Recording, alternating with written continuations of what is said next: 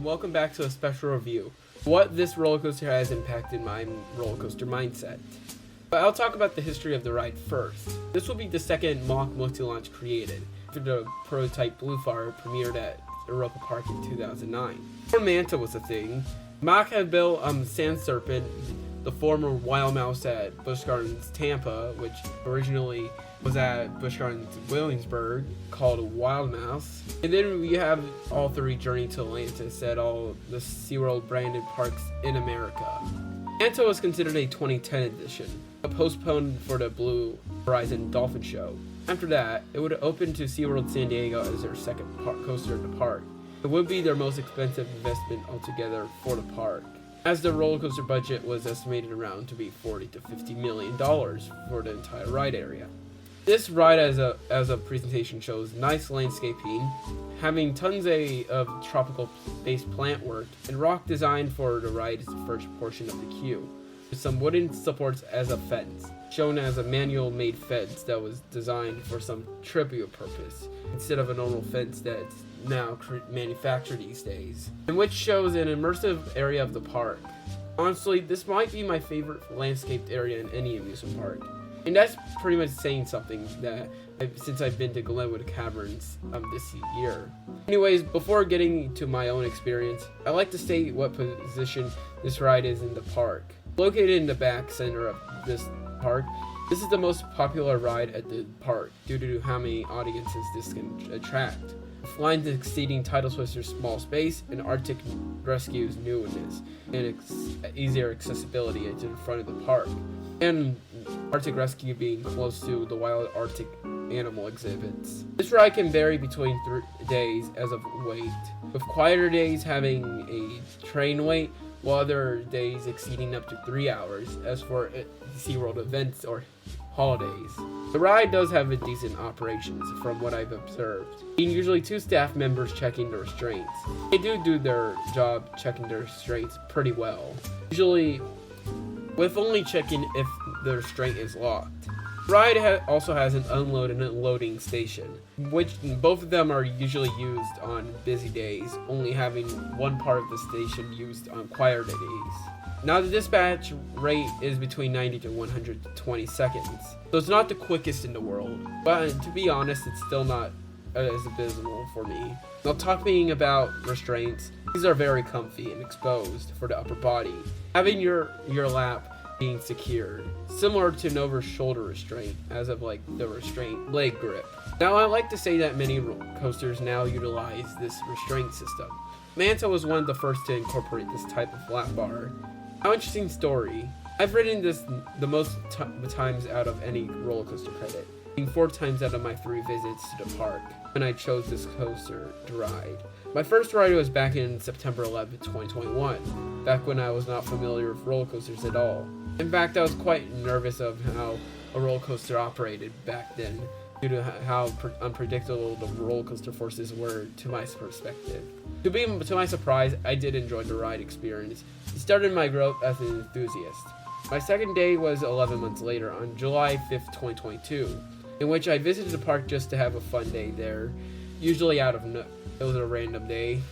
And my most recent rides were on May 19th, 2023, riding both Tidal Twister and Manta on the same day, with Manta specifically being a back car ride at first, and the third row as of like. Finally, when I didn't ride it on my most recent visit due to being tired after a flight back to San Diego from Colorado, and the wait was 3 hours, I did see Manta and Tidal Twister on July 26, 2023, and rode Arctic Rescue on that same day, although Tidal Twister was standing but not operating at the time.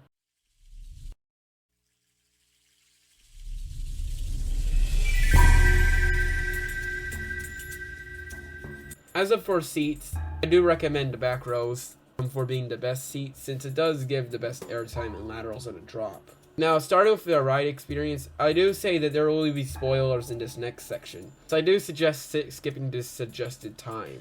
Once you leave the station, you head right into a dark enclosed tunnel, usually showing projections of manta rays swimming above you. If you're visiting outside of Christmas, Halloween, or if the effect is not working at the time, this will be your normal effect. As you view this, the train will always move back and forth gently, simultaneous to the music. Finally, you have a curtain open, and after the music is done playing, you do accelerate through the first launch. Now before I comment on the rest of the layout, this is a nice build-up of anticipation for the rider. While the launch isn't my cup of tea of acceleration, I appreciate this build-up or anticipation before the ride starts. Speaking of launches, I've personally only felt a sense of speed on this launch, instead of the acceleration factor as for forces on this coaster specifically. Still not as bad for a launch for myself, but it is a bit weak for myself. I definitely consider Arctic Rescue's launches to be considered better. However, that is my only disappointment for this ride, outside of one other moment. After launching, you have a right turn that goes up to its top height of 30 feet.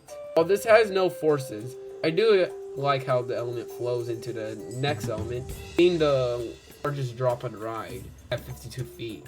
In the back car, you do get a pop-up floater going down to the element. With the drop, it goes down to the front entrance of the ride, and near the front entrance of the queue. After the pull out of the drop, it leads you into a tight 180-degree right turn, having positive G-forces throughout the train, and being a bit more forceful in the front. The next drop delivers no forces, and you won't get any until the next element, being this back.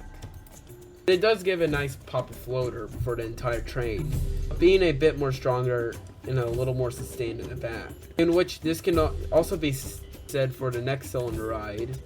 After that, the hill turns into the following double down, in which in the back you do get fuljector and laterals for the second drop down. You have no forces until you hit the mid-course brake run, which sadly always hits. This is my biggest complaint for the ride, since you could have filled it with one more element instead of stopping. Imagine a Heartline roll before the next launch. Now to be fair, this could have been done for capacity or to give breaks for the kids of like forces, but it still is a dream kind of removed, especially since Tidal Twister is now void of the park and they don't have a beginner like inversion ride. But thankfully, after this brake run, the coaster leads you into a second launch, and this is probably the more forceful than the last, due to feeling a more clear acceleration. After slowing down, still nothing forceful, but at least feels more clear as of a launch. After the launch, you have a turn, giving you decent positive forces throughout the 180-degree left turn. Next is an incline which leads you to my favorite drop of the ride, being a twisted drop that has a sharp crest. For the back, this gives ejector airtime, with laterals accompanying it. Now this is a quick pop, but still a pretty memorable element, as it feels like your airtime is following you once you're twisting each angle. Now you do get a mild amount of positive G's in this valley, for the best element on the ride for me. I'll introduce you to the S-Hill, having everyone getting sustained ejector airtime, while having the laterals move throughout the element, with the airtime providing every direction airtime throughout the entire banking section. This is my favorite element as of 2023. It's nothing else really compares this well. It is something unique happens with a standard hill. The only other thing I can think of that compares it is the twisting drop on Cliffhanger, but that's still not as impressive as this. We followed this hill with a turn producing 4 G's of force, which gives good sustained positive G forces throughout the entire train. After this turn, you have a final S-bend up to the brakes, and then that ends your experience on this ride.